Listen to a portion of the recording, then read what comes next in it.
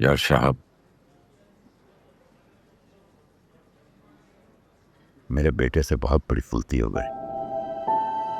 नहीं होनी चाहिए थी पर हो गई। लेकिन अब क्या करना है? इसका हल क्या है? यकीनन तुमने कुछ ना कुछ तो सोचा होगा। बताओ मुझे। कहीं तुमने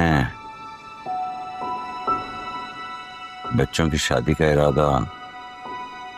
नहीं नहीं, कम से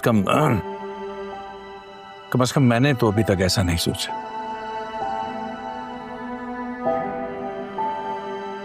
तो फिर खुलकर बात करना यार। फराद तुमसे मिलना चाहता है, तुमसे माफी मांगना चाहता है, लेकिन ना तुम फराज से मिल रहे हो और ना मुझसे। अब्दुल गनी, ये जो हादसा हुआ है ना, इसकी वजह से हुरम अभी तक एक ट्रॉमा का शिकार है। अब मैं खुद नहीं समझ पा रहा, सोच पा रहा कि मैं तुमसे बात करूं तो मैं बात क्या करूं। कम से कम तब तक तो नहीं कर सकता जब तक मैं ये ना जान लूं कि हुरम के दिल में क्या चल रहा है और हुरम क्या चाहती है। अब वैसे एक बात है, बहुत तल्ख बात है, पता नहीं मुझे तुमसे करनी चाहिए या नहीं। कह दे यार, जो दिल में है कह दे। पूछने की जरूरत नहीं है।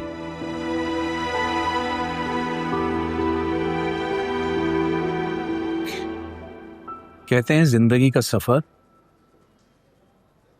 किसी अच्छे हम सफर के बगैर कट नहीं सकता। हुरम को मैंने कैसे पाला है, मेरे लिए वो कितनी अहमियत रखती है, ये तुम बहुत अच्छी तरह जानते हो। और एक बेटी के बाप होने के नाते, चाहे मैं हूं या चाहे कोई भी बाप, वो यही चाहेगा कि उसको ऐसा दामाद मिले जो पढ़ा लिखा सुलझा हुआ लड़का, उसकी बेटी को समझ सके, बेटी उसे समझ सके, दोनों अच्छी जिंदगी गुजारें। मैं हमेशा ये सोच के फिक्रमंद रहा हूं कि मेरे बाद मेरी हुरम का कौन ध्यान रखेगा। तुम्हें क्या लगता है, ये सब कुछ जो हुआ है इसके बाद फरहाद खुद से हुरम को फेस कर पाएगा? मुझे लगता है कि उसने हुरम की नजरों में खुद को गिरा लिया है। एक ऐसे लड़के के बारे में वो क्या सोच सकती है जो उसे यूं गैरों में, बल्कि गुंडों के बीच में इस तरह से छोड़ के भाग गया।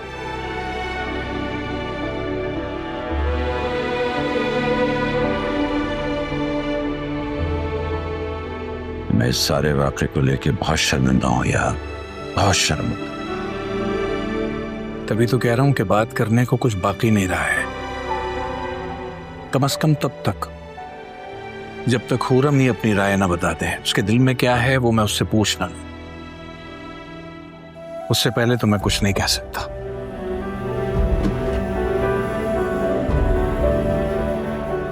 मुकर्रम, हिसाब लेके आओ जरा।